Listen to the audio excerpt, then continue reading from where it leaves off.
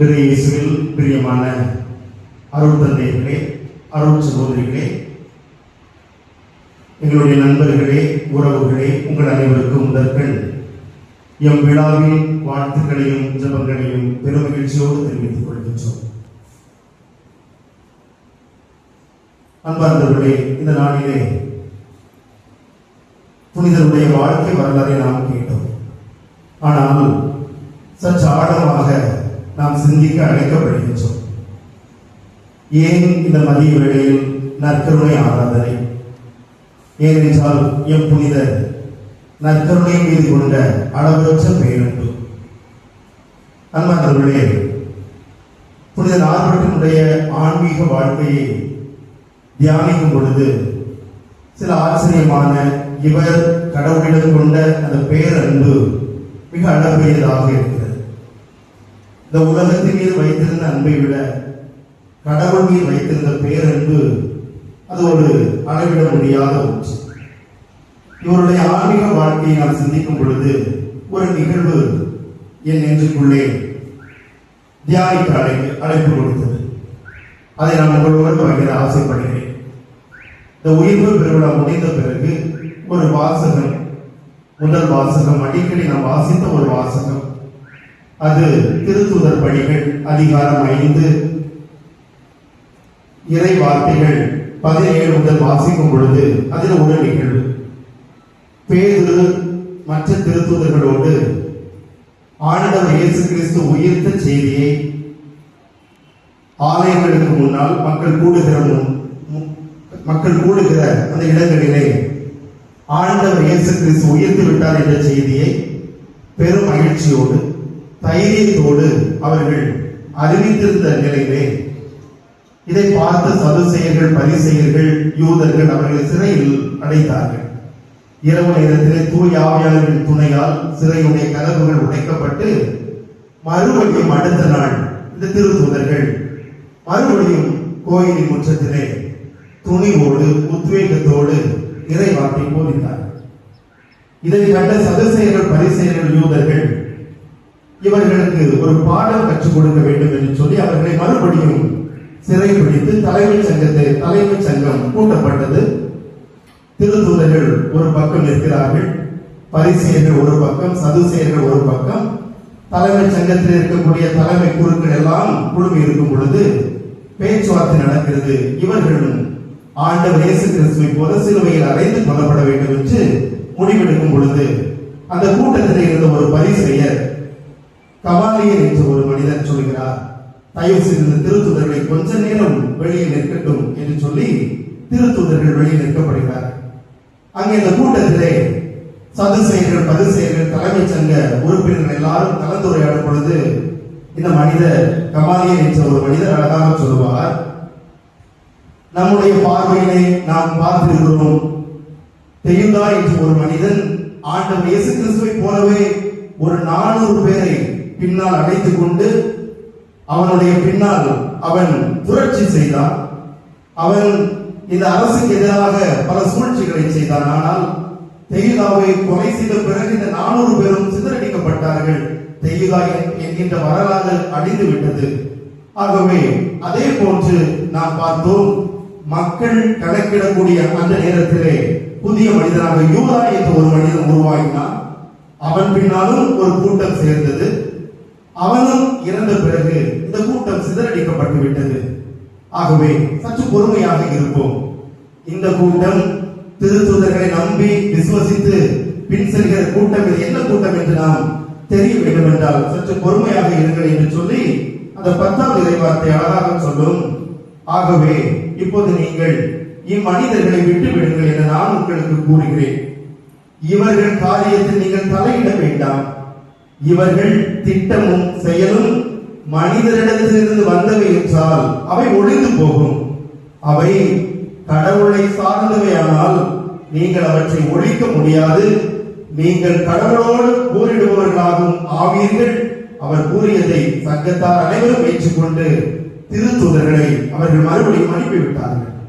அன்புக்குரியவர்களே, 21வது நூற்றாண்டில் இருக்கிறோம். இன்னும் கிறிஸ்தவம், ஆண்டவர் போதித்த போதனைகள், இறை வார்த்தைகள் நான் நம்புகிற கடவுள் உயிருள்ள கடவுள், வாழுகின்ற கடவுள். இதை இந்த நிகழ்வை பார்க்கும் பொழுது எனக்கு ஒரு எங்களுடைய சபையும் நாற்பது சபையும் 10வது நூற்றாண்டுக்குள் காலடி எடுத்து வைக்கிறது. 900 ஆண்டுகள் நிறைவடைந்து 10வது நூற்றாண்டுக்குள் காலடி எடுத்து வைக்கிறது.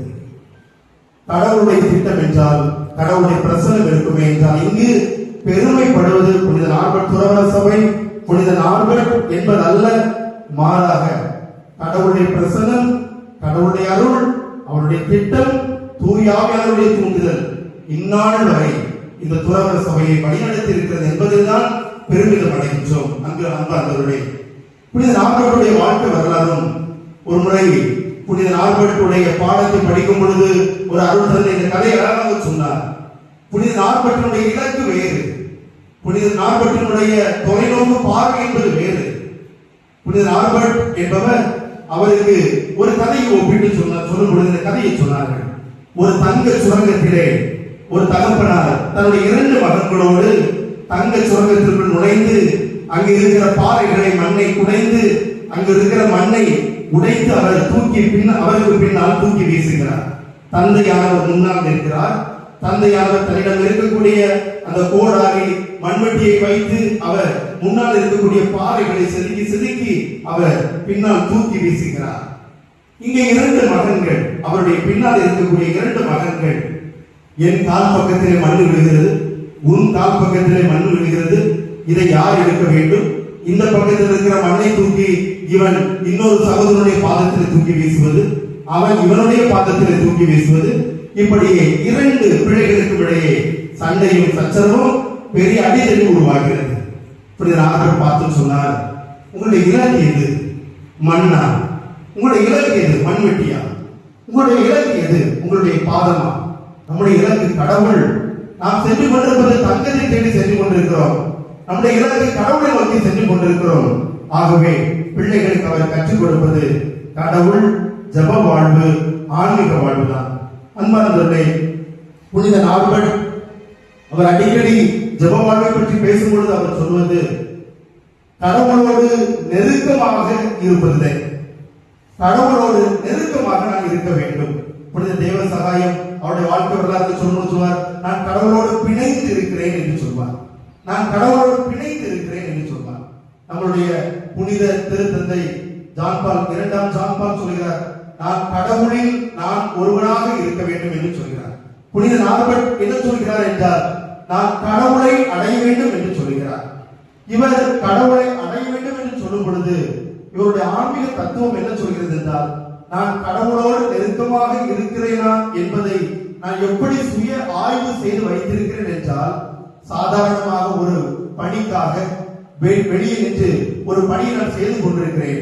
என் ஆத்துமா எப்பொழுதெல்லாம் கடவுளை தேடுகிறதோ அதைத்தான் நான் நெருக்கம் என்று சொல்வேன் என்று சொல்வார். நான் வெளியில் பல பணிகளை நான் செய்து கொண்டிருக்கிறேன். நான் பல வேலைகளை செய்து கொண்டிருக்கும் பொழுதும் கடவுளை ஜெபிக்க வேண்டுமே, ஆலயத்திற்கு செல்ல வேண்டுமே, நான் நற்கருணை சந்திக்க வேண்டுமே என்ற அந்த தேடலில் தான் நான் கடவுளுடைய நெருக்கம் என்பதை நான் சொல்வேன் என்று சொல்வார். ஆகவே இந்த செய்தியை தான், இந்த ஆன்மீக வாழ்வை தான் தன்னுடைய பிள்ளைகளுக்கும் பிறருக்கும் அவர் கற்றுக் கொடுப்பது. ஜெபம், அது ஒரு ஜெபம்தான் வெற்றியை கொடுக்கும். ஜெபம்தான் ஒருவருடைய திட்டத்தை செயல்படுத்தும். அவருடைய சில கோட்பாடுகள், சொல்லாடல்கள் மிக அழகாக இருக்கின்றது. ஜெபமின்றி செய்யப்படும் பணி மனித உழைப்பு மட்டுமே. ஜெபத்திலிருந்து பிறக்கும் பணி அதுவே இறைப்பணி என்று சொல்கிறார். ஜெபம் இல்லாமல் செய்யப்படக்கூடிய பணி எல்லாமே மனித பணி.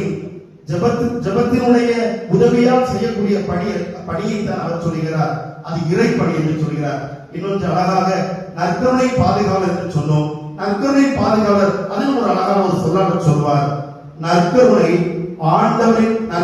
ஆண்டவரின் முன்னிலையில் செலவிடப்படும் 1 மணி நேரம், நற்கருணை ஆண்டவரின் முன்னிலையில் செலவிடப்படும் 1 மணி நேரம் உலகத்தில் பல வெற்றிகளை விட மேலானது என்று சொல்கிறார். அவர் மகிழ்ச்சியை, அவருடைய சமாதானத்தை, அவருடைய இறை பணியை அவர் தொடங்கிய இடம் ஜெப வாழ்வு, இறைவனிதான்.